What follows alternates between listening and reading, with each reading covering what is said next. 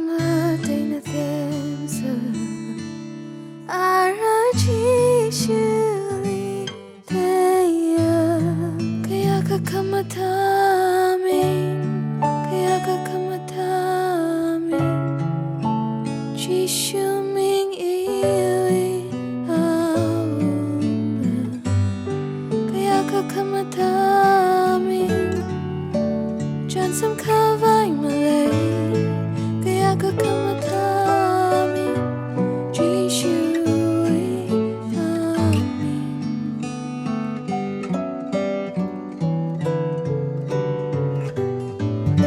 Kazing ithum mazang maningchang Jishu na kazingram khuitai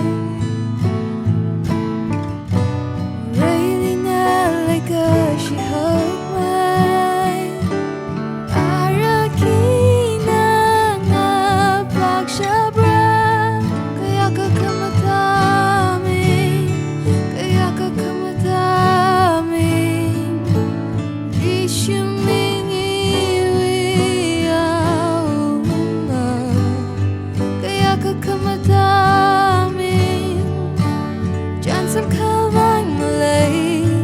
KAYAKHA KHAMATHA AMING Jishu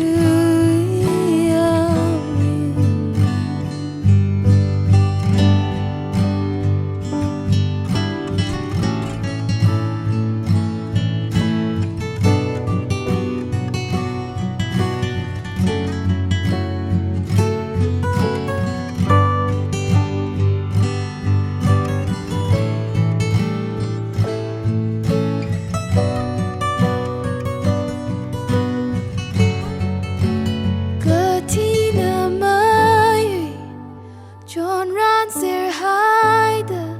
kak shumi moray chikur lang kaso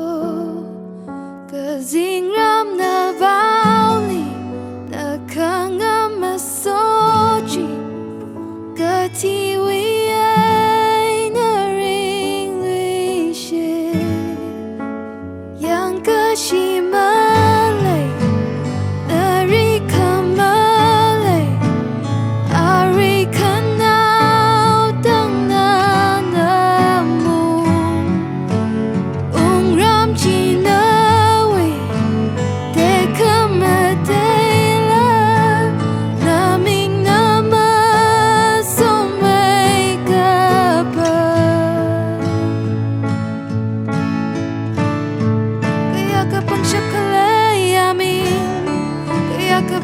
kalei amin Jishu Ming iwui Awunga KAYAKHA kalei amin ngasum kasyam malei KAYAKHA kalei amin Jishu amin yang kashima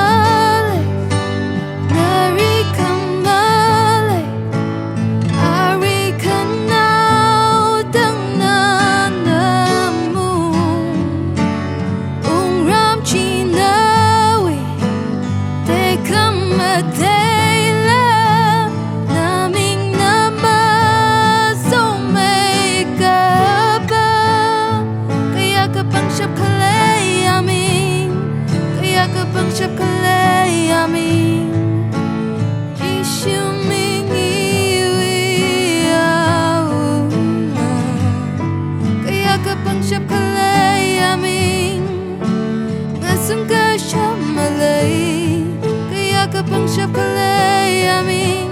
Jishu amin KAYAKHA kalei amin Jishu